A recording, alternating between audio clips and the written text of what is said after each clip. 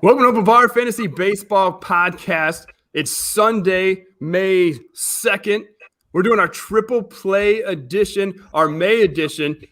Art, Little Cheesecake of Triple Play Fantasy won in April. We have 3 guests that will battle it out with Art going forward in the playoffs. Today, we got Aaron Pags at Fantasy Triage. We got Dave Swan. Dave's back, our first return guest on the pod. Welcome back, Dave, at Davithius. And Micah Henry at Fantasy Central 1. Thanks for doing pods again, Micah. Nice meeting you. Yeah, man. I mean, I took like 3 or 4 months off just because of school and everything. But yeah, I'm back into it now. Appreciate you, man. Appreciate you being here. Dave, I think when we left you, I really do want you to touch on this just briefly. You were talking about going triple aces the last time we talked, and then we lost you on the pod. Did you end up going triple aces at all? No, not in one league. It was Trey Turner, first pick in most of them. Yeah. Why not? Pags, thanks for being here. We've been trying to link up for almost a calendar year, man. Almost an entire calendar year. Tabo, my wife just keeps getting pregnant. I don't know what the hell's going on. But it seems like every time I look up, she's having another baby. Congratulations again. 2 months old. You got a little boy. We were going to link up with you and Nate. And we got Nate on anyways. I'm glad you're here today. Are you guys ready? I want to explain the points a little bit. It's arbitrary points. We're here for fun, right? We're here to also provide to our listeners. Okay. So you give us the metrics, you give us the good times. I'm just going to give you points. I feel like I was a little hard on the guys in April. Okay. I just want to pass out points today. I'm feeling good. I'm feeling loose. So I'm just going to light it up. All right. You guys feeling good? Yeah, man. Let's do it. Yep. Pegs, let's start with you. It's been a month. It's been about 30 days of baseball. What are you seeing out there? Dude, it's the year of the Ohtani. Like, is there anyone who's more must-watch, FOMO, fear of missing out, fantasy goldmine, like all that wrapped in one? 26-year-old, 100 plate appearances in April, and 3 starts? I mean, of course, like on the mound, his command's been an issue, 21% walk rate or somewhere around there, 37% K rate. Is it like, I'm asking you guys, is it possible that he has the best split finger fastball in baseball and could also lead baseball in home runs and stolen bases? Like, there's a realistic possibility that all 3 of those things are true. It's unbelievable to watch. It's awesome. Davey's right. We've never seen anything like this in our lifetime. I don't know that I was trying to explain this to my wife just last night. She's a softball coach. She doesn't understand why the NL pitchers bad, but they're terrible. She doesn't get it. But this guy, he's the only one on the planet of billions and billions of people. Dave, he does have a good splitter. He ain't just power. It's average and speed. Ohtani does everything. Dave, do you like Ohtani going forward? Do you have any Ohtani going into the season? Ohtani was not someone I was targeting, unfortunately. And it's been a huge mistake, too, because he has been, like Pax said, absolutely special. You know, as far as a pitcher, he looks unhittable at times. You know, he's got a touch of a walk problem, but he makes up for it by just striking everybody out. And then behind the dish, he's hitting like an all-star, right? Like, he's putting up, you know, not only the home runs and stuff, but the underlying StatCast metrics are through the roof. So everything's been backed up too. It's not like we can say the dude's been lucky and doing everything. He's everything we finally wanted to see. So it's been so great to see. Micah, Shohei Ohtani got jacked in the offseason. I don't know if you've seen 2019 Ohtani compared to 2021 Ohtani, but dude is ripped and it shows so far. I mean, personally, I never wanted Ohtani just because the injury risk. I'm that type of guy that just wouldn't draft somebody just because I don't want to deal with injuries. But he's proven everybody wrong so far. It's a long season. Something could happen. I don't want to see something happen, but you know that's why I avoided him in the all season. I got to be honest. I'm in a pretty deep, like 20-team league, redraft, 3 keepers. I have 1 share of Ohtani out of desperation during the draft. Just 1 share. I'm like, I pray this works out. So far, so good. Wait, I think I actually do have a share. I forgot. Okay. Yeah, I have a share on Yahoo team that I forgot about. I got one share. I guess I did invest. Dave, like I was asking Pags, it's been about 30 days. Okay. Things are starting to level off. Okay. Where are you so far with this baseball season in 2021? Right. So the biggest thing that is on all of us is avoiding just the landmines. The injury bug is just creeping up on so many teams. You name it, the stars are just getting taken down night after night. That has been what's killed me the most. It's just rostering teams and staying relevant until guys get back. I mean, I had a bit of Cody Bellinger. That's just been useless, when you drafted him. And, even some of the aces have gotten bit. It's been just weathering the storm right now and hoping you can ride it out for the long season. Just today, let's do a little update. Ian Happ carted off collision with Nico. I don't have an update on that. Didn't look good. Trevor Story got hit on the finger. He came out of the game in the 8th inning. Travis Darno went from a sprained thumb DL to a 60-day DL. Not entirely sure what's going on there. Luis Robert down the first baseline today. Came up lame. Did not look good. Looks like a right hip flexor strain. And then Jesus Luzardo, we didn't get the full story on this, but it sounds like he slammed his pitching hand down on the coffee table or something. Fractured left hand before his last outing when it didn't go very well. Micah, are you struggling with injuries too? Yeah, I have a bunch of Ketel Marte and Brian Hayes. I think I have them on almost every team. So they're just on my bench right now. And I'm just like, they've been there for, it feels like forever now. I'm just kind of just waiting for them to get off. But Micah, let's stay there for just 1 second. 5 days of both of those players, essentially, right? 1 week of Ketel Marte, 1 week of Brian Hayes, but man, it looked good though. It looked really good, especially for Ketel. I mean, that's what we wanted to see. And then boom, he gets hurt. So I mean, hopefully he's back soon, and back in my roster, in my starting roster. Pags, have you been able to stash? Have you been able to avoid this for the most part, or no? Yeah, I mean, I don't know what you guys are talking about because I didn't draft any of these guys, which is pretty crazy. Like everyone is whining about the injuries, and I'm just like, okay. I mean, I guess Trevor Story got hit in the hand today, so maybe it's coming my way. But I've avoided the Jimenez. I wasn't drafting early enough to get Tatis when he was out for a little while. I guess I've been lucky. So I've been doing well in all my leagues, only probably because I'm getting at bats from all the players I drafted, and my pitchers are going out and pitching every turn. So another reason why, when you're looking at the standings in your fantasy league in April, to stop paying attention to all the numbers, at least the overall numbers in your league. Like just go and look at the stats, see where you're a little deficient in, and then look at like Trevor Story, who has no stolen bases, no home runs, like a week and a half ago. You know what I mean? Like, that Trevor Story is not going to finish the year with 5-5. He's going to, he's going to steal 20 bags. He's going to hit 25 home runs or whatever. So like, I think we're so excited to play baseball, fantasy baseball, especially after last year's shitstorm of the season.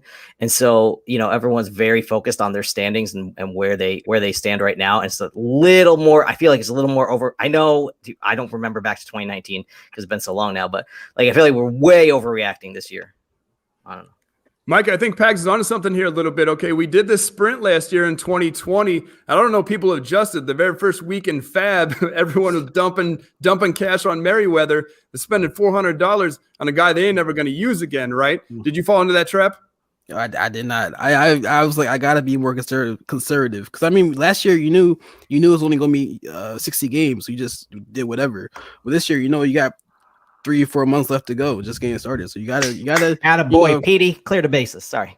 Yeah, you gotta be more patient. Mets fan out there, give us an update, Pags. Alonso bases clearing double up the right field gap. 8-4 Mets now in the 8th. Came into the inning down 4-2, 6-run 8th. Dave, fantasy baseball Twitter was popping off. It is early. April is gone. Are you a victory lap guy, or are you taking your L's? Do you have any stance on this whatsoever? Yeah, I don't believe in victory laps and screenshots. That's like the last thing you'll really see me do. Maybe in a private group or something, but publicly, no. I don't really look at it. I mean, I'm probably a person who's really hard on myself and others, and I look way more at L's because we grow from those. We don't really grow from the wins. Like, you got those right anyway, right? Your process was right. You need to focus on the things that you did wrong. Off the top of my head, guys that I was completely fading, that looking back I wish I had. I was never going to touch Trevor Bauer. There wasn't a team I was ever going to draft him on. I hated the marriage with him and the Dodgers. There was just too many question marks, and at the point he was going, I'm so much more risk adverse. And if you took him, kudos to you. You got a solid pitcher so far. And another guy that just hitter-wise that stands out that I was never going to take was JD Martinez. I thought Father Time had stepped up. I wasn't taking him, and that has just I was gearing more towards like Franmil Reyes, who's looked fine, but JD Martinez looks like the JD Martinez of old, which is could potentially be like a top 10 hitter at the end of a year. And I wish I had just taken him somewhere. And that's one that I'm looking at right now. Like, damn. Those two probably sting a little bit, Dave. Give us a victory lap. Who'd you nail down? It's 1 month. Give us a guy. I don't blame you on either of those two. I got some JDM. Oh gosh. It's too early. You just spread out. You know what I'm saying? It's just far too early. You know, a guy who I have a lot of places who finally in the last week or two, since he stopped chasing pitches, that I love is Austin Riley. He's on a lot of my teams. My most rostered player was like Buster Posey, because I thought there was a good bounce back coming, and it served me really nicely to have like a solid catcher. Sure. It's not even like, I can't even call it like a win. Like, last year I got crushed. I wasn't finishing second place in TGFBI like Micah. So I got crushed by bullpen. And so I spent like all off season looking at bullpen people. And at the end of it, I literally just took like Hendricks and Hader in all my leagues as early as I can. And I'm like, you know what? I don't got to fab $400 on anybody. Like, it's just pointless to do that. So for me, that feels like a win, and I've been able to make it up in other places. Dave won't call it a win. I'm calling Buster Posey a huge win for Mr. Swan there. Micah Henry, you got any victory lap in you? Yeah, I got a bunch of Trevor Rogers. I picked him up last year, and after that 10 strikeout start he had, I was like, there's something special here. I just invested, dug into Ray Butler's over at Prospects 360, that article he had on Rogers. I was like, yeah, this is the guy. And I just picked him up everywhere, and he's good right now. Rogers is dominating the zone with a fastball when most people can't do that, right? We've seen John Means probably on another level right now, dominating in the zone with the fastball. We know Garrett Cole. The guys that we point to as true aces dominating the zone with the fastball. It might be Rogers. He's playing like it so far. A young guy. Pags, you got some victory laps? Or are you taking some L's in May 2nd? Now, I mean, it's way too freaking early to take any L's, right? Like if you were all about Marcell Ozuna and the power that he showed in Atlanta, you really think that he's going to slug like 313 all season? No. If you thought Kyle Hendricks was going to be like your stabilizer for your whip and your ERA, are you like posting the screenshot of his 1.78 whip that he's got going into today and like, oh man, what a terrible like 6th round pick I wasted in Kyle Hendricks. You can't do that in April like that. You obviously can't do that. But you mentioned one guy that I got every single place that I possibly could. That was John Means. I thought like I watched him pitch a bunch last season, and I just fell in love with his changeup. His changeup is really, really, really good. And he doesn't walk anybody. He doesn't get himself in trouble. He's not like the top strikeout guy. He's never going to be, but he's a K per inning guy, which is fine. And he's going to pitch it. And, he's going to be out there. The Orioles are going to give him every chance to pitch 6-7 innings every single time out. So he's going to get you the Ks just by sheer volume alone. And so, I think he was like the 69th or 70th starting pitcher going off the board. He's going to crush that. I mean, he's easy top 30 pitcher, right? Starting pitcher. That's a great point. Return on investment. John Means is nailing it down right now. Dave, I saw you shaking your head. I know you're not a Means guy. You taking an L on Earth? No, still don't like him. Early Means is an L. He's looked every bit as good as people really said he would be. And I know the community and people I really trusted were in on them, and I wasn't able to pull the trigger. I was building my roster so much different, and I wasn't taking them at that point. To even like Micah, like I took, Trevor Rogers in leagues because I saw some stuff there that I really liked. It's going to be one that I think at the end of the year we're going to look back and means he'll end up being like you said, a top 30 pitcher or something that it's there. He's got a lot of skills there that are sticking that I didn't think would. So kudos to people who took him. The ratios look good. They're holding. The strikeouts are fine. The W's probably aren't coming for the Orioles, right? But you do what you can. Micah, were you on to John Means at all? I was not, unfortunately. I should have been. I can remember at least 3 to 4 times I was right there. I was like Means or I don't know, somebody else. And I always selected to somebody else. I really should just stuck to my, because initially I was like, all right, maybe there's something here. But I changed my mind as the season went on. All season went on. But yeah, I have no shares, like 0 shares at all of John Means, but I should have at least a couple. When Means was coming off the board, I was going a different direction, just as Dave Swan. I was going after the Eovaldes and these sort of guys, the Jordan Montgomerys and those types, Jose Urquidy's in some cases. Some cases I've gotten burnt, others not. I'm doing all right, okay? Let me take my L, okay? My April L is definitely Luis Castillo, right? He's buried me in all of my major leagues. I've drafted him almost across the board. Now, I do see him getting better. I think things will progress. But I've done such a hole with my ratios and ERA and WHIP. It could be problematic when we're talking about September ball and 1 point here, 1 point there, right? So that's going to be really hard for me as I dig out. I got a lot of mediocre teams right now because of that. Micah, let's stay with you. What kind of moves are you making right now? We talked about injuries, so some of your lineups are a little short. Are you a stash and prospects kind of guy? Or are you just like filling in with warm bodies right now? I am that type of guy, and it depends on the league format as well. Like in points league, which is kind of like my quote unquote specialty, I always try to stash like those, Daniel Lynch coming up tomorrow to pitch against the Indians, Shane McClanahan. Those type of guys I always try to get on my team before they get all the hype and stuff like that. You like to buy low, buy early, Micah says. Early. Pags, what are you up to? You go stashing prospects or you just warm bodies? No, I'm actually like the guy, and we might talk about this a little bit later, but I'm actually the guy who is jumping on. I jumped on all the fast starters because this is something I've done this year for the first time. Like I was always the guy who was like, man, do I really want to put $85 down to get Yerman Mercedes? Should I do that?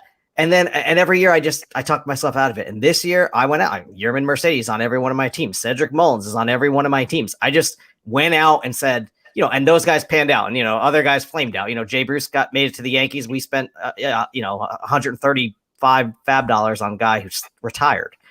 So like it doesn't always work out, but this season, I just felt like if you don't jump on these hot starters, you're never going to get a chance to get them, because if somebody runs it out the course of the season, or at least runs it out into the summer, you've missed out. And I feel like those are much better fab values than when you're sitting in the middle of the summer trying to predict, the guy who's going to get the playing time when whomever hits the IL, which is all we do all summer long, is try to figure out who's filling in for the injured players, right? I mean, that's what we do with our fab. Pags is saying, he who hesitates, Mr. Swan. Are you a look before you leap, or are you just going for it? Yeah, I'm not really I'm like the opposite of prospects. Like I do more of my research in week to week, planning ahead, like that second week, especially in fab. So I feel like I can just grind through. And I don't really veer too far off of the plan I had from the draft. I spend, like months planning for it. I'm rarely ever going to grab the prospects. That's just not something I'm really geared towards taking. For every one Mike Trout, there's like 20. I can't even think of a prospect that bombed off the top of my head. It just doesn't happen that often, though, right? So I totally agree there. I'm not a prospect guy necessarily. Things have to go very bad for me early in order for me to reach on prospects and prey.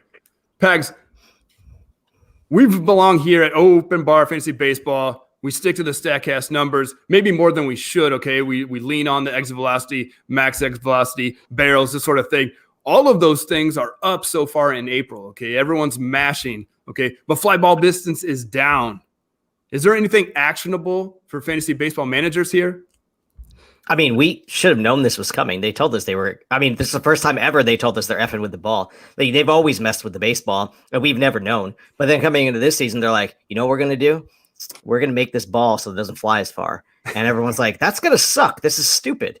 And then we sat there and we should not be surprised. I mean, the players, the hitters are, for better or for worse, slightly ahead of the pitchers when it comes to or I should say the other way. The pitchers have been slightly ahead of the hitters for when it comes to finding out about velocity and, angles of their arm and things like that. Now the hitters are starting to catch up, right? So there's always this ebb and flow between hitters and pitchers, the dead ball era, the steroid era, and all those things. Right now, we're coming to this point where the pitcher's going to throw the ball 120 and the batter's going to hit it 140. But baseball is going to find a way to make it a tennis ball, so it only goes, just barely over the shortstop's head. But there were guys that you could have avoided that. I mean, there's one guy I can think of that I just completely avoided in every draft. That was Kevin Biggio. I mean, the guy was like, he's his X stats and his metrics and all that crap that just screamed, hey, when they change the ball, this dude isn't going to be able to be as good as he looked.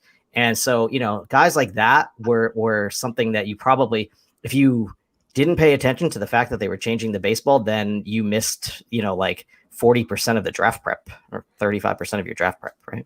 Pags, you're speaking to my heart right now with fading Kevin Biggio. Me and Ben didn't understand it over here at all, but it's okay. We're going to talk about him a little bit later, see if we got more. Micah, I didn't understand the motive of MLB coming out and saying they're going to deaden the ball. I didn't understand it. It appears like it is happening. It's just weird. Do you think there's anything that fantasy managers can do to adjust to this at all? Is it necessary? I feel like at this point, it's kind of like, you have who you have in regards to who's affected and not affected by the dead ball, if you get what I mean there. Like, there's, as you said, Biggio is, not hitting as many home runs as he did last year because the ball's deadened. So if you had Biggio, you have Biggio at this point. You can't really sell him. You can't really, because you had to sell him for less than he's worth, basically. So you can't really, do much except, I suppose, just ride it out. And then next year we have to pay closer attention to what's going on with the ball. Yeah, totally agree there. Dave, you got any words on this? It's crazy. Everyone's mashing. Average max exit velocity is up. I think Stanton has a ball at like 120 miles an hour already this season. But fly ball distance is down. Is this weird for you at all? No, I mean, I was looking a lot at year-to-year correlation between like what was happening to the ball. We're seeing, like you said, exit velocities and max exit velocities, at an all-time high. Hard hit rates are up. Ball's not flying as far, and even stuff like barrels are like down like 3 or 8%. And like, I'm fine with it. I get it. We're still also in the very early stages of the year, and I'm like a big data person who looks at small samples like this and says, like, we still need a little bit more time. I don't think we're quite ready to be able to say, all right, this person just isn't going to hit as many home runs because of the ball. I think we still have to wait quite a little bit longer before we're going to actually get that 100% justification in saying that, to be honest. Yeah, that's totally fair. That's totally fair. I totally understand that. I mean, no, like real quick, like when you look at barrels and home runs, like the sweet spot for all that, when we really get into the heyday is coming up very soon, especially as the temperatures are just starting to really, really take off now.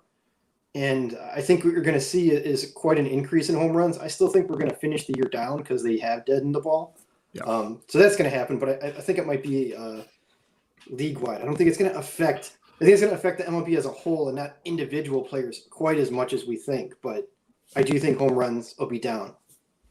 Yeah, I think I totally agree here. I don't know that there's much at this point that fantasy managers can do, right? Certainly you drafted your big studs to hit bombs, and they're hitting bombs. And some of these other guys, the marginal guys, are just going to come up a little bit short. I know DJ LeMahieu was one I was fading as well, going early in drafts, and his fly ball to home run rate was a little out of whack as it was coming into the season, so I was off him a little bit. Micah, let's start with you on this next topic, okay? We kind of touched on it a little bit earlier. When it comes to fab, I don't have a lot of conversations with Ben on our pod about fab and how we address that and what kind of – are you a big spender when it comes to fab? Are you working in the margins a little bit? Or are you just a dollar guy? You a basement bargainer? Based off recent bids, I'd say I'm an inaccurate bidder. Okay. Excuse me. So I just bid it, like, the period just happened just tonight. I bid 99 on Dalton Varsho and nobody else bid $1. So I mean, so I'm like, I was like, wait a second. I mean, I don't know. That's a different discussion. But yeah, I mean, I feel like I'm still working on trying to read the room a little bit. Read what's going on in the in the fab world. But I'm not typically a guy that spends a couple $100s on some guy. It's May 2nd. Can't blame me there. Pegs, where you at? You spending money early? You said you wanted to go early. I did this year. I did spend a bunch of money early, but Micah is onto something, and this is next level fantasy baseball, right? Like, anyone can play fantasy baseball and draft their players and get into the season. And when injuries hit, put the guys that are on their bench in their lineup. But it's making those small moves and knowing what the other teams in your league need on any given week, and knowing and kind of like feeling out that, like Micah said, kind of feeling out the room, knowing that, everyone else's catcher is healthy. I'm in a one catcher league and Dalton Varsho gets called up. I mean, I only have to spend $1 because no one else is even looking at the catchers that are coming up. So I think this is like a skill that takes place at a little bit of a higher level of fantasy baseball than most people play. And so, I would recommend taking a look at, when the expert leagues post their fab bids, and I would look at the difference between the first place bid and the second place bid. And that kind of can give you an idea of like who is really in tune with their league and who's kind of like trying to still figure it out. So I think the faster you can do that, the better off you're going to be making moves the rest of the season. And so that's something that I've really, really tried to work on. And, thinking of it in terms of what value you're going to get on that player going forward is, not necessarily just as a short-term fill-in, but looking a little bit further down the road. Like Dave said, Dave's planning out 2 weeks ahead of time. That can really save you money on the fab end. Vlad Sedler is one of the best at working in the margins. He loves doing those screenshots Sunday night and be like, I just eked this guy out by $3. That's probably why he's one of the best in the game. Dave, where are you at on this? I absolutely love fab. And I noticed that my best leagues are fab leagues. Okay. And part of it is when I sit down, I kind of have a process I go through for it. And I might be looking at this week, but typically I'm looking a lot harder at next week as well, especially when I'm lining up things, just to kind of always be that extra week ahead in some form of prep. And like, I might be picking up Nick Pivetta this week and you look at it and go, why? And it's because he's double start next week against two good matchups. And if you're really not capitalizing on that aspect of it, you're going to end up just paying for the week of, and that's going to just eat up your fab so much faster. That you should be using big bids to either get somebody for the whole season or just staying, like I said, ahead of the game somewhat. That's exactly where I want to take this, Dave. Thanks for that. I'm going to give you a point for that for sure, for that segue into my point right now. I spent a lot of money tonight, and I don't know how it turned out yet as we've recorded. I spent some money on Tony Gonsolin, okay? I found him available in my TGFBI league. Okay, he's still injured. He's not going to be back for maybe 3 weeks, but we saw the Dustin May injury occur, and that did not look good. So I immediately started searching for Gonsolin. Again, he's not going to be back for a while, but I don't think I'm the only person onto this. So I spent some money on Tony Gonsolin in order to just shore up my starting pitching and to see where that goes. I don't know. I'm still feeling out fab as well. I've only played in a couple fab leagues last year, so I'm still trying to figure it out myself. I have scored a little bit on a couple dollar bids here. I have not spent a lot early because it is early, so I want to be able to play in September if I'm in the mix. But this is really a part of the game that's exciting. You either love it or hate it. Dave loves it. That's great to hear. Let's go ahead and take a break real fast. Micah, tell everyone where you're from, what you're writing about, who you write for, where they can find you. Yeah, you can find me on Twitter at Fantasy Central 1. That's the number 1. I write for Fantrax for newlifefantasy.com and for rotorex.com. And I also have a Fantasy Insider pod that hasn't done episodes in a few months now, but we're hoping to get back to that sometime this summer. Awesome. Pegs, go ahead. Yeah, find me on Twitter, always Fantasy Triage, TRIAGE. And then make sure you subscribe to our relief pitching only podcast. Nate Markham and I have taken on bullpens that that usually make people nauseous and they don't want to spend the time on. But Nate and I, we dedicate our fantasy analysis to bullpens, and you can find our podcast anywhere you get podcasts. And the name of it is Bullpen Games. And then go over to YouTube and you can see Nate's beautiful face and my stupid headband. Every single Sunday, we do a 5-minute Fab show.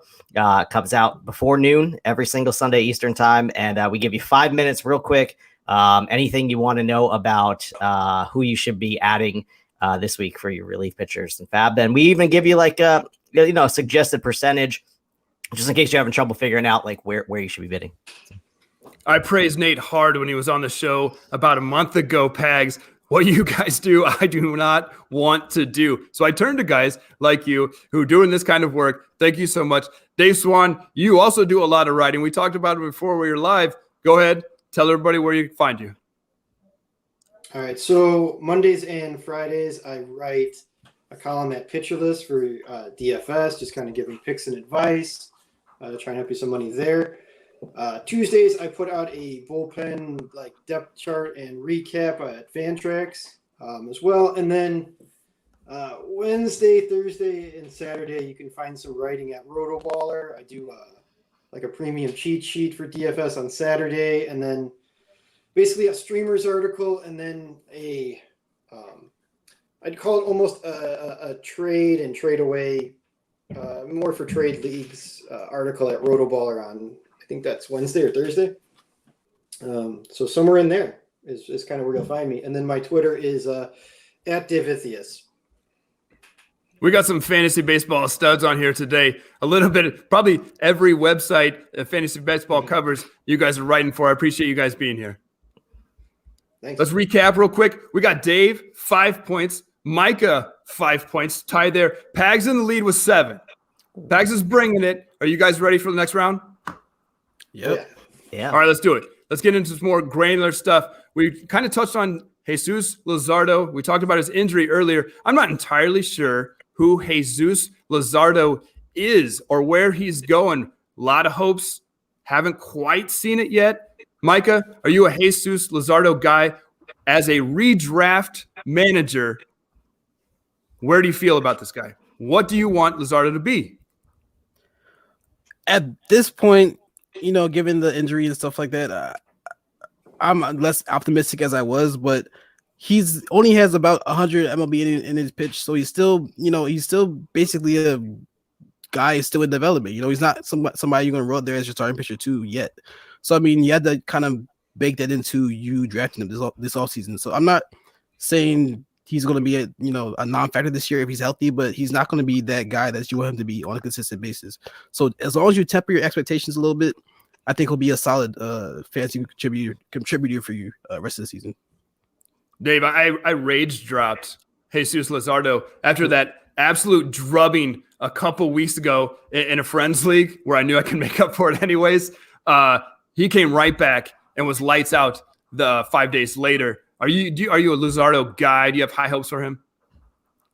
Yeah, I am. And there's a few reasons. If you drafted him, it's because you were looking for strikeouts. And he's lived up to that. He's giving you basically, a 9+ K per 9. When you look at the surface stats, that ERA, 5.79, that's not sexy. That's not doing it for you. But one thing I really employ people to look at if you're looking at a pitcher is xERA. xERA is a new indicator based entirely off of like StatCast metrics. What happens when someone hits the ball, stuff around that, not entirely outcome based. The outcomes are kind of done based off of, like I said, StatCast and stuff behind that. That actually drops down to like a 3.75, which is probably more in line with where he's going to end the season, I would say. I understand there's some struggles, but like I said, it's a long season. We've just seen him get blown up. If you can go back and pick him back up, Tampa, I would do that as soon as you can. Dave likes him, Pegs. He does have the broken pitching finger. It was his left hand. Are you on to Jesus Luzardo? I feel like I was just like everyone else. I was very hopeful on Luzardo coming into the season. And I also feel like we've kind of read his tea leaves a little wrong. Dave mentioned, strikeout per inning. That's nice that, if he stays out on the mound, we just mentioned John Means earlier, and, you compile strikeouts, and that's fine. But those are like the guys you want to draft as your like SP4, SP5, not Luzardo, who was sneaking up towards like SP2 status. His fastball gets hit hard. Last year, it was the 47% hard hit rate against. This year, 48% hard hit rate against. So he's not fooling anybody with the fastball in the zone. Tambo, you mentioned this, like the stud pitchers get to throw the ball by people in the zone. Luzardo just isn't doing that with his fastball. He didn't do it last year. Micah, he's like, he's a work in progress, but I think he's a little bit older than we think too, right? He's like 20. He's 23. So he's not that old. He is a work in progress. Redraft. I wish I didn't think that I could wait to back up like we did it with Jacob deGrom, and didn't think like Luzardo would be good enough to compile enough innings to be an SP2. That was a mistake that I made with Luzardo this year. Mm-hmm. Pegs, let's stay with you because you had strong feelings about Kevin Biggio already in this pod, okay? Who is Kevin Biggio, okay? I think a lot of people pointed to the Matt Carpenter comp early. Great OBP guy. Power, a little bit of speed. We haven't really seen it in 2 seasons, Noel, given 3 months of total baseball, 2 years of baseball. Are you totally burying him? 229 average, 241 average in the 2 seasons heading into this year, which made him an avoid for me because I don't play in any OBP leagues. So he was getting drafted too early for a guy who could potentially hit like 220 on the season, 230. He was one of the X-homer minus home run type of guy who was, coming up with more wall scrapers than no doubters, or however they calculate that. But but the industry as a whole pushed him up in drafts because of his speed and his position flexibility, right? Like that was what the whole thing was supposed to be about Kevin Biggio. He's going to give you speed. No stolen bases this year. And so like, all those things sound really cool on draft day. Like, I'll be able to plug him in infield, outfield. He's going to get up to the top of the lineup. Now he's batting 7th. How long are the Blue Jays going to run with him batting 180? I know they've had some other guys who've struggled in their lineup too. So he's been able, and some COVID issues, and he's gotten a lot of games played because Teoscar's been out a little bit, Gurriel was out a little bit. But eventually a guy hitting 180, no pop, not stealing bases, his on base percentage is only like 300 right now because he can't get a freaking hit. So like even in OBP leagues, he's not helping you out that much. Maybe I'm the total anti-Biggio. Sounds like you guys are too, Tony, but I was off him then. I'm off him now. Pegs is just tossing dirt on that grave, Dave Swan. You don't like him at all, Dave Swan. Is there any hope for this player? He's still young. There's still hope, right? Right. He sees the ball well enough to not swing, when he takes the walks, but when he's making contact, it's not very good. He's never had a robust barrel rate. It was barely, like 9% 2 years ago. It dropped to 5. It's down to like 2. If you're going to be so patient and when you swing, you at least have to make better quality contact, at least loud contact. Otherwise, just swing at everything and hope to do something. But like you said, he's not stealing bases. He's buried at the bottom of that lineup. It's almost getting unrosterable at some point, which sounds terrible to say, but the guy's he's got to start elevating balls. It's just so many ground balls. It's absolutely killing him. And he's playing in a perfect park for fly balls right now in Dunedin. So it's getting close. He's got to make some quick adjustments very fast. I don't know how many of you guys play old man softball like I do, but every team has that one guy who's trying to hit bombs, and they're just lazy fly balls every single time. It's just an automatic out. Micah, strike 1 on Kevin Biggio. Dave don't like him. Strike 2. You got hope for Kevin Biggio in Toronto? That's strike 2. I don't. Not in the sense of people expecting 20, 260 something like that season.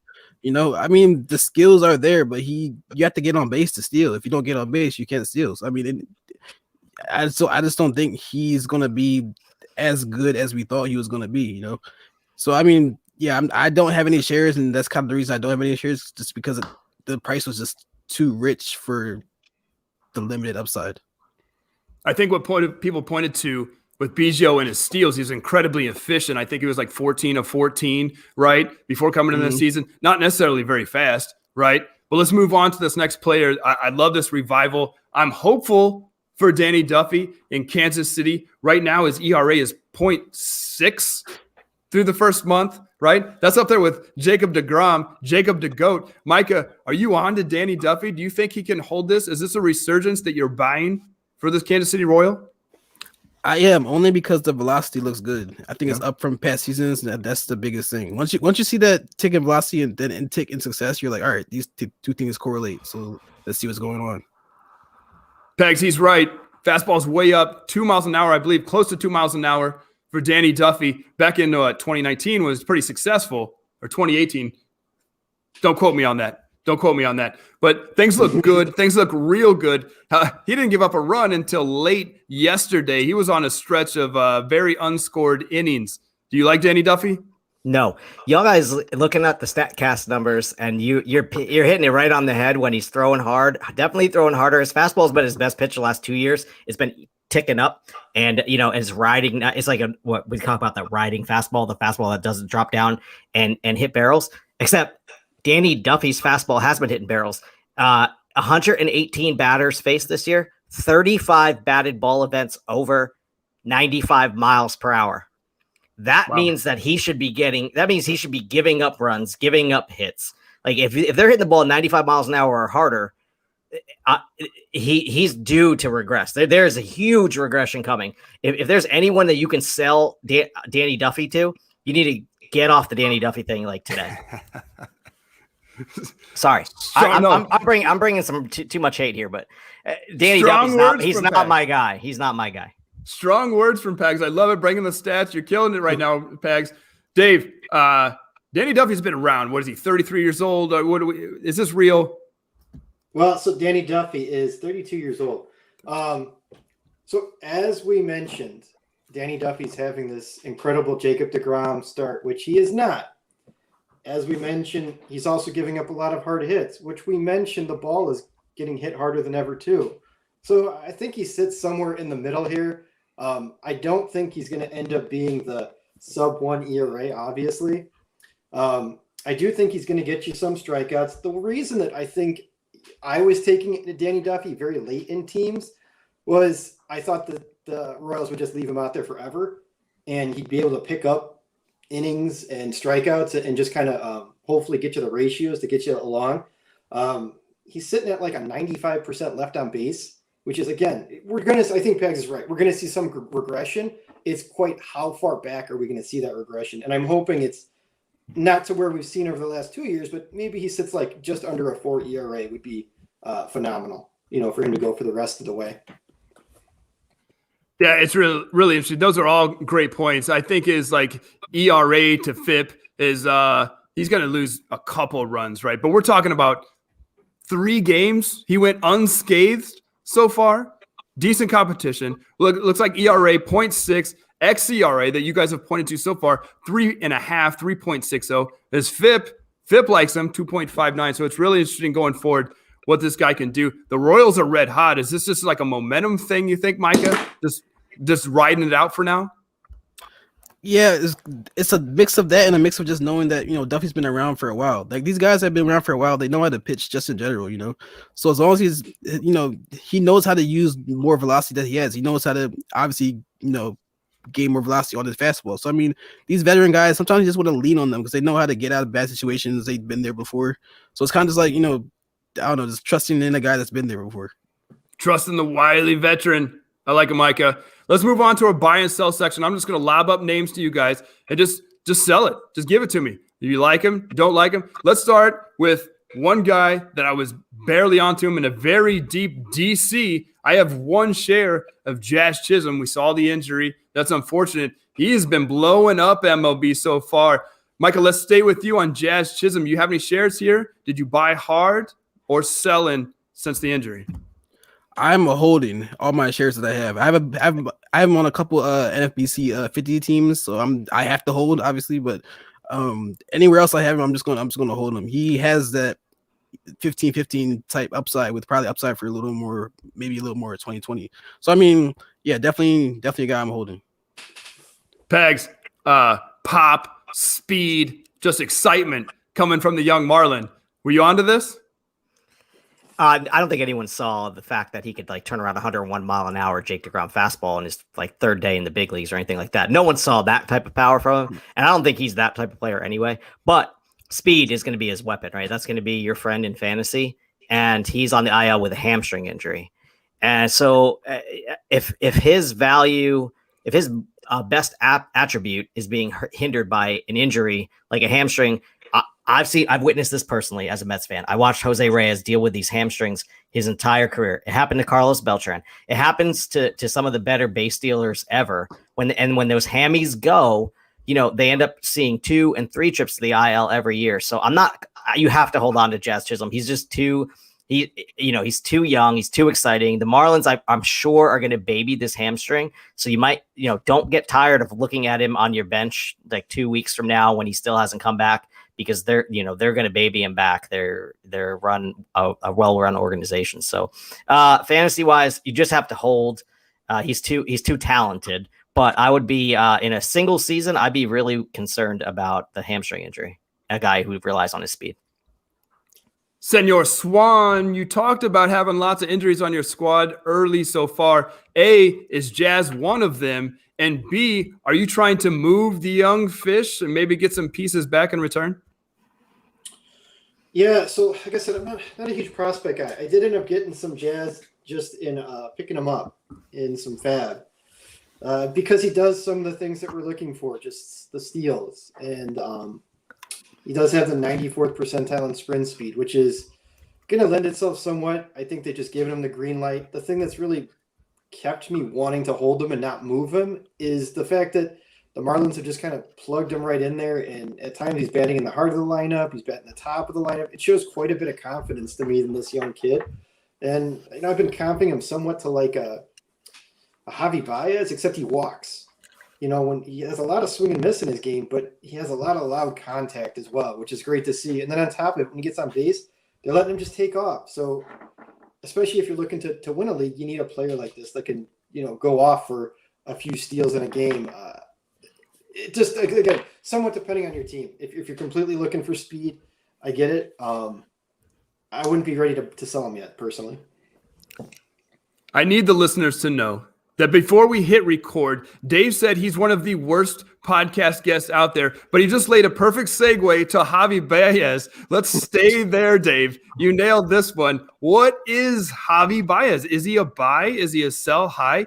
Tons of bombs, bunch of speed, a little bit of a hamstring tweak early this week, okay, but he's still back out on the field. He swings at everything, though. Is this a problem? Dave. For me, I've always kind of just called Javi Baez a wild card because he's going to have these swings, these like huge diurnal swings in his game where he's going to, bat 115 for a month, and then he's going to go red hot and hit, 400 and hit up all these home runs and steals. So again, you're just feeling around with it. You're going to hope that you catch him in the right times. It's never been a profile I really liked, but the dude just absolutely crushes the baseball when he gets a hold of it. So I've always been somewhat intrigued if I could get him at the right price. Micah, I felt like Dave just kind of gave him a Adalberto Mondesi comp right there. It's either super white hot or just blistering cold. Are you on to Javi Baez? You got any shares here? You buying, you selling? I'm holding because you know what you're going to get. You already has 6 steals, 5 home runs, something like that. So he's on 2020 pace, and that's what he can do. So I mean, at this point, just give me the production, and I'll eat up all the bad swings and misses, all the bad, especially if it's not points league, because in points leagues he's a lot less valuable. But in category leagues, he gives you the steals. So definitely a guy I just want to hold. Great distinction there, Micah, between points and roto and all that. Thank you for that. Pegs, what are we doing here? This man has like a 40% strikeout right now. His Z contact is just putrid. You got Baez? 40% strikeout rate at a 1% walk rate. That equals what that equals is just like slumps, right? So in head-to-head league, weekly head-to-head league, that could hurt you. But if you're playing roto full season or points full season, Baez is only, we forget about this, only 200 games ago, which is like a season and a little bit. He batted 290 with 34 homers, 21 steals, 101 runs, and 111 RBI. He's not like 35 years old. He's in the prime of his career still. So there's no reason why you can't repeat those numbers. I mean, it's not like all of a sudden now he's a swing and miss guy who never walks. He's always been a swing and miss guy who never walks. And he had seasons like that.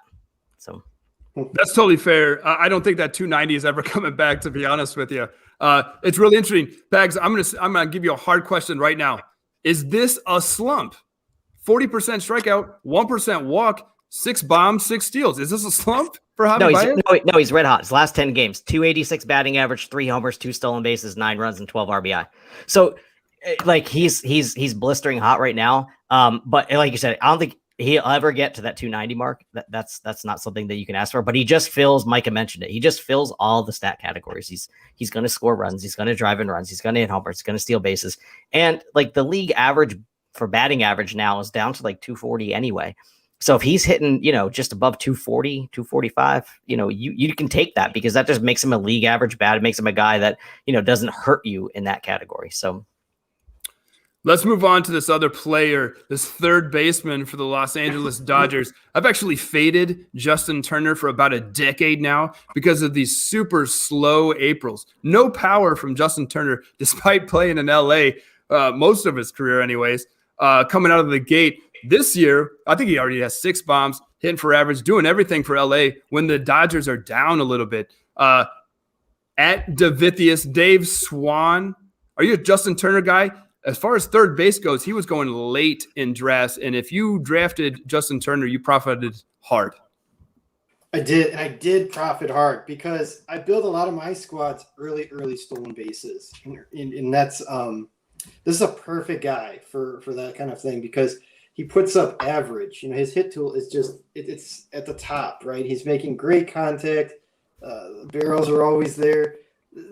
I understand people talk about that early start that isn't so great for him, but it's one of those guys that if you were fading him a little bit, it's because you thought he was going to get hurt or you thought he was going to sit out lots of games on the season. And I get that still could happen over the long course of the season, but this is a dude who's going to put up nearly a 300 average. And as we just said, the way that the league is going, nobody's hitting over 250 anymore. So the value of this guy being able to do that, and I get it. As long as you build your team right with some steals earlier, this was a great candidate for you guys, and I'm totally on board not selling this guy at all.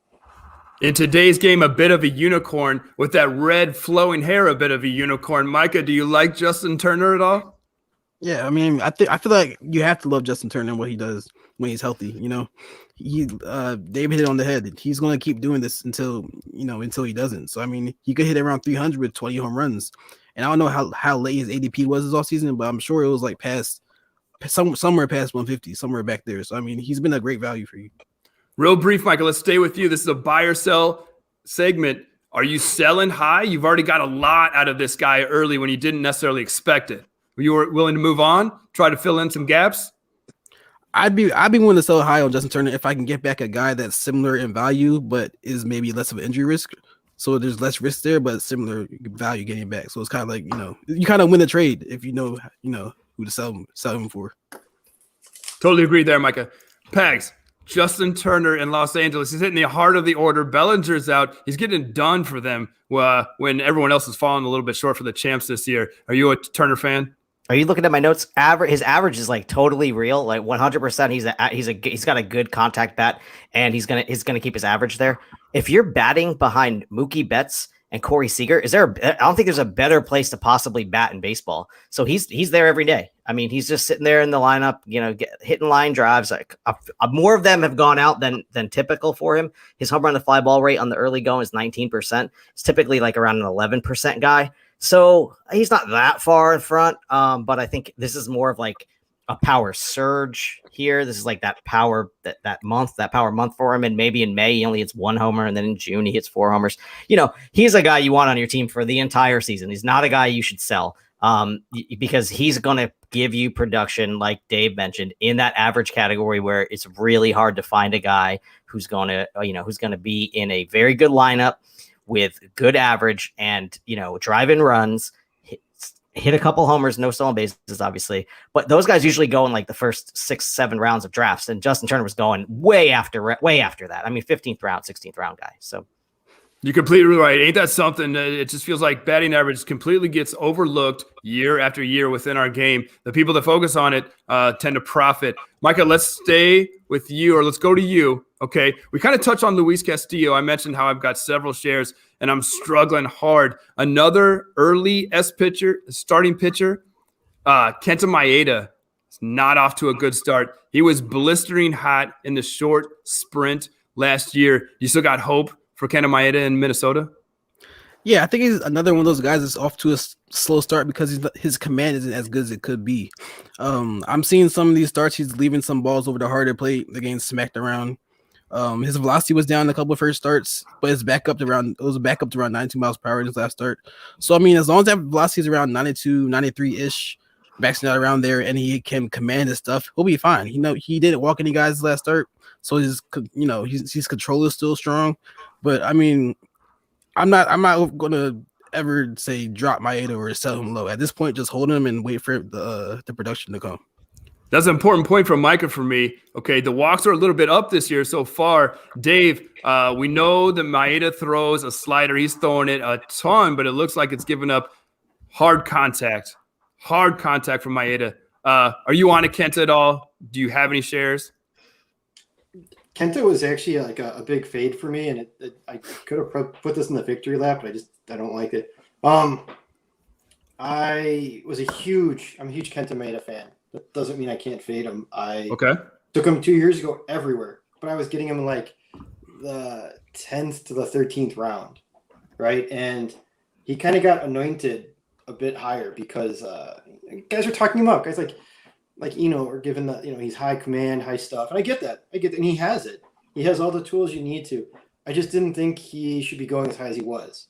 You're obviously not selling him because you're getting nothing for him. I don't know. You can get something, but man, you're going to get 50 cents on the dollar, which isn't why you took him.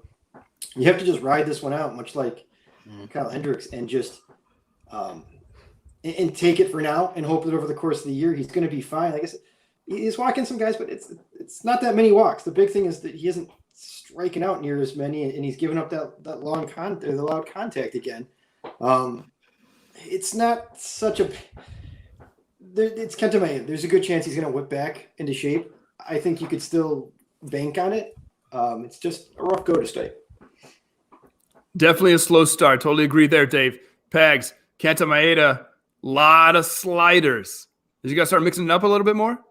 I mean, first of all, let's touch on Dave's point. Where did the Ks go? I mean, Maeda's Ks are missing. And if you take a look at each individual pitch, in 2020, his splitter had a 46% whiff rate on it.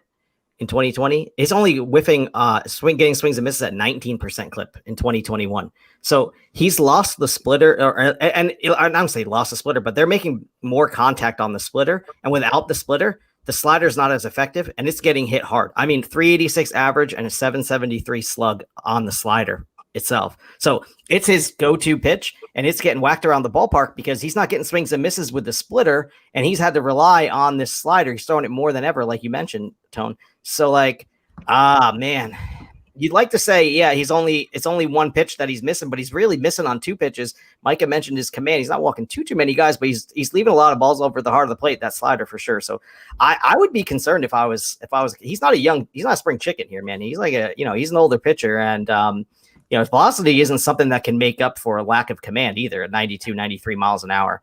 So he's a guy I would be slightly concerned about for sure. With conviction, you're selling Kenta Maeda, Aaron Pags. Yeah. Interesting. That's crazy. And I love it. I love it. Thanks for that. Let's move on. There's another pitcher I don't know what to do with. I don't know where he came from. I'm struggling with Kyle Gibson. Micah, Kyle Gibson is 33 years old. This is another guy like Danny Duffy. It's only been a month. We've all probably had a piece of Kyle Gibson in his career. Is he finally getting it done? Has he finally figured it out in Texas? It's gonna be one of those seasons where he's having all these good starts at the beginning, then he'll have a bunch of bad starts in the summertime, giving him a bunch, because he's kind of a mixed bag. He can throw like a bunch of different pitches. He has a deep arsenal, but he's not overpowering. He's not gonna blow you away, but he knows how to finesse his way through the start, kind of. So I mean, and as you said, like Danny Duffy, he's one of those veteran guys that knows how to pitch regardless. He knows how to get out of the situations. He knows how to induce a ground ball, to get a double play to get out of an inning. So I mean, I think he'll be valuable, but just don't expect, any ascension to some next level type of thing. Dave, we've seen Kyle Gibson. Are you buying this at all? A little bit of a pitch mix change. Is that enough for you? Yeah, so that's one thing I was going to bring up is the pitch mix change. He's typically when a guy he's more of what I would call a pitcher than a thrower, right? He doesn't have that like elite 96, 98 mile an hour fastball. It's down in the low 90s. And he was always getting hit really hard. And when I see a pitcher who's constantly getting hit hard, who's like I don't know why they don't start incorporating a cutter. It's a pitch that ends up getting a little bit more soft contact. Just part of what they're able to fool a hitter a little bit more with it. And that's one thing I noticed he did. He elevated that pitch that he had way more. He's throwing it upward in nearly a 15% of the time. And that's what's, I think, helping him get past this, and he's not giving up that the crazy amount of contact, or I should say the crazy amount of loud contact I call out there. It's helping him induce, plenty of ground balls to get through these. And I think, like Micah said, he's got like the kitchen sink of arsenal. He throws it at batters, and he's just able to grit through some of these. Is he going to have a bad start here and there? Yeah, but I think at the end of the year, he's still going to end up being a serviceable starting pitcher. Just start him at the right places, and I think he'll actually be pretty decent. Kyle Gibson burned me bad last year in TGFBI. I couldn't go there again this year, Pags. But it looks like he's put it all together. The pitch exchange, the cutter that Dave pointed to, it looks legit. Are you onto this? How good do you guys think that cutter has been? He's thrown the cutter 59 times in his 6 starts. He's allowed 1 hit on the cutter. 59. Wow. He's thrown it 59 times in 6 starts and only given up 1 hit. I mean, so it's not a pitch like Dave mentioned. It's not a pitch he just kind of like throws occasionally. He throws like 16, 17% of the time. Like it's in his arsenal now. And I think, Gibson is definitely a guy who, when the weather warms up, he's going to give up his fair share of homers for sure. So, you can expect a slight tick up in the ERA. Like, as long as you temper your expectations, if Gibson's like your 6th starter, right? He's not going to be your SP3, and you didn't pay that for him. He probably went undrafted in every league you played in. I got to imagine. And all this that he's done, like if you look at his, I don't know, I don't have his season stats right in front of me, but they're ridiculous. That includes giving up 5 runs and getting like his ass ripped on opening day. And so like he's been really good since that opening day disaster. And so I got him after his first good start because I needed to stream a pitcher that next week. I think he pitched against the Orioles, through like 6 innings, 1 run, 5 Ks. I was like, all right, let's just ride this Gibson thing till the wheels fall off. And that's what I'm going to do with him. And that's what I recommend you do with him. Pick him up, ride it till it falls off, man. This is like one of those catch it in a bag and hopefully it catches fire and not bursts up in your face. Ride it until the next ass ripping, Aaron Pag says. Dave Swan, we've been watching Colton Wong play baseball in the Central for a while now. He's still in the Central. I'm really curious about this player. I really, really want to know what you guys feel about Colton Wong because he's out there slugging in Milwaukee, a better park in St. Louis. We know the speed is there. Colton Wong, Dave Swan, you going long with Dave or with Colton Wong? Yeah, I mean, I can buy him for the fact that I think he can still steal bases. He's batting at the top of that lineup. A couple things I like about a player like this is he just doesn't strike out a lot. In his career, he's never had like an over 20% strikeout rate, which is phenomenal. He doesn't really like have this massive walk rate either. So when you see that batting average, that's pretty healthy. that comes off of a lot of balls in play, and that's like a really good thing to have because, basically he's getting all these hits, and that's what's helped boosting up his batting average. So in turn, it helps your team batting average somewhat a little bit more as well. It's tough for me to sit here and 100% buy sort of like any power. He only has a couple home runs, but yeah, I mean, if you got him, you probably got him at a really good discount. And so again, he's a guy I would just stick in, especially because second base is such a weak position at times. And I think especially once Yelich comes back, he just gets that little bit added more boost that could help you even more so. So I mean, if I could buy him from somebody, I would actually. Dave's buying Colton Wong, Micah. That was an important point. Like, it's second base. We've already kind of buried Kevin Biggio earlier this show. I touched on DJ LeMahieu. He's not producing quite as he did in the short season, but Colton Wong was going deep in drafts. The potential was there, and it looks like while the exit velocity and barrels isn't necessarily there for Wong, he is slugging at a career high. Yeah, I'm pretty much sold on Wong going around 280, 290, 15. Okay. I don't think anything's going to stop him from getting to that point because you still look at his contact percentages; they're still solid. Z contact well over 90%.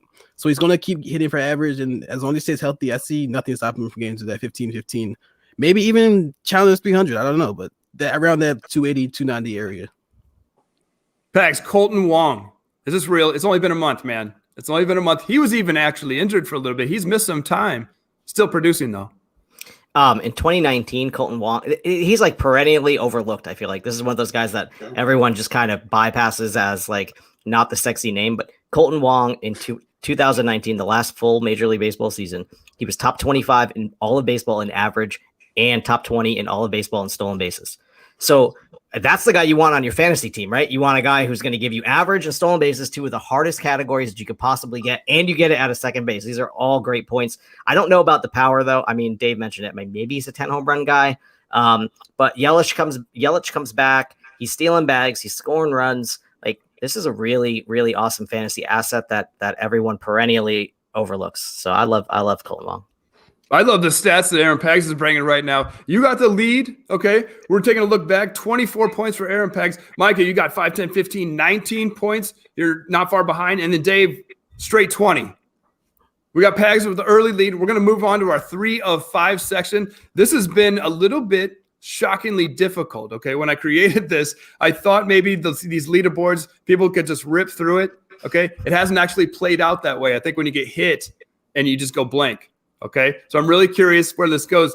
Dave, let's start with you.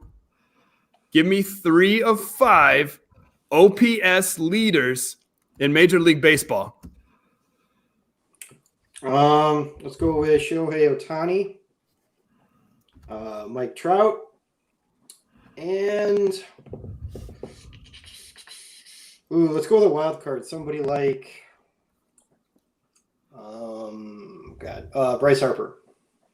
Not a wild card, but no, sir. You're a little bit off there. Micah, can you give me 3 of the top 5 leaders in OPS in the month of April? This is hard stuff. I'm like, dang. There's some really normal characters, some of the best hitters in baseball. I'm gonna also go Mike Trout for one. That's one. Think. I'm gonna go a little off key here. I'm gonna go Rafael Devers and Acuna. Acuna's 2. Devers was not. Pags, can you clean this up? We do have Trout. We do have Acuna. I probably shouldn't have given that away. Can you name me one more? Trout, Acuna, and JD Martinez. Martinez has been red hot. Absolutely. He's number 3. JD Martinez. Pags gets a point for that one. Pags, will stay with you, okay? 3 of 5 barrel percentage leaders so far in MLB. Shohei Ohtani, Rafael Devers, and Nelly Cruz. You had 2 of 3. I'm gonna do better, not giving this away. I apologize if things have changed since I did my homework at like noon today, okay? Dave Swan, barrel percentage leaders, give me 3 of 5. Okay. We're going to stick with Shohei Ohtani. For sure. I'll go with Ronald Acuna and Tatis. Oh. No, sir. Micah for the steal. Can you give me 3 of 5 barrel percentage leaders? Who's blasting these balls? I'm gonna go with Tanya again, like everybody else. Yes. I'm gonna go Pete Alonso. Oh. Yes, sir. And Nelson Cruz. I would have guessed Cruz too. He's actually not on here. It's got to be man. Devers, though. Devers has got to be on there, right? Man, Devers is crushing the ball. Devers is 5. Franmil. I was gonna say that. I was gonna say. Oh, Franmil's Goodness. 3rd. There you go. And then Goodness. Bryce Harper was Okay. 4th. All right. Let's see. Have we started with you yet, Pags? Yeah, we just started with me. That was a me start. Okay, Dave. Have we started with you? Yes. It's Okay, Micah. Michael. Well, let's go to Micah then. Let's go to the base runners, the base stealers. Give me 3 of the 5 leading MLB in steals. it's gotta be Jazz. Dylan Moore.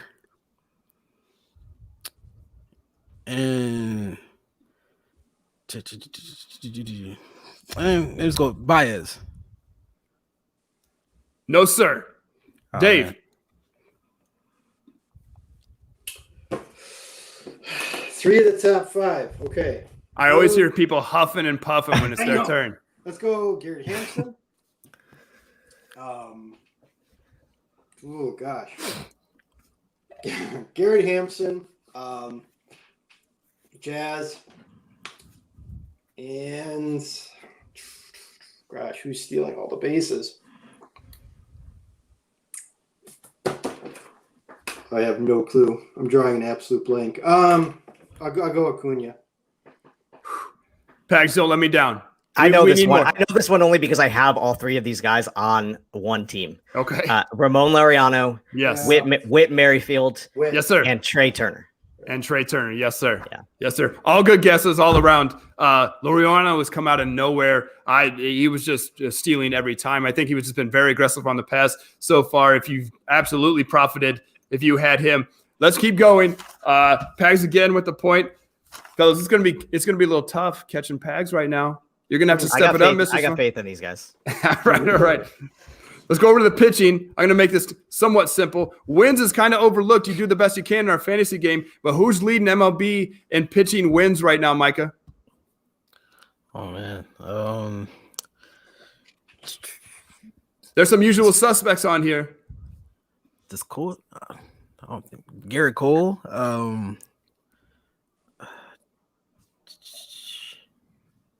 I'm going to be honest. I made this category a little bit. I stretched it a little bit because there's a tie for second. So there's more than 5. Give me All right. 3. All right. So one's gonna be Cole. Garrett Cole. 2. Dang. I'm trying to think. Come on. It's just, you draw all the blanks when you start thinking about this type of stuff. I don't know. I'm stumped. No, Wins remember- suck, I don't Micah. know. I'm Wins stumped. suck. Wins Yeah. suck. I don't Let's know. go on to Pegs. I mean, so Cole is definitely one. Kershaw's got a bunch of wins, so Kershaw's definitely one. And then I think we talked about another guy who's got a whole bunch of wins already. I think Danny Duffy. Doesn't he have like 4 wins already? Is Danny Duffy up there? Duffy's on the board. Duffy's So, on the board. Garrett Cole, Clayton Kershaw, Danny Duffy. Mr. Swan, I'm going to give you a point if you can name who's in first place. This blew me away. I wasn't aware. We didn't even know. Oh my goodness, there's someone higher than them, really? Okay. Yep. And if it's surprise, I was all on board to go Corbin Burns, but gosh, you had to start a 5th time. John Means. No, sir. No, sir. It's actually down in St.Louis, Jack Flaherty. 5 wins already. Oh, wow. Okay. Yeah. Just crushing it. Interesting. Crushing it there. It appears like Mr. Pags has got this wrapped up. Let's go ahead and do one more category for our listeners. It's all about the listeners anyways, right? Yeah. Right? Okay. Let's just go saves leaders.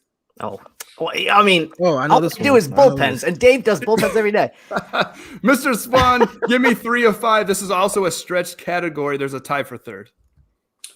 All right. Gosh. Well, I know that doesn't Ian Kennedy have 7?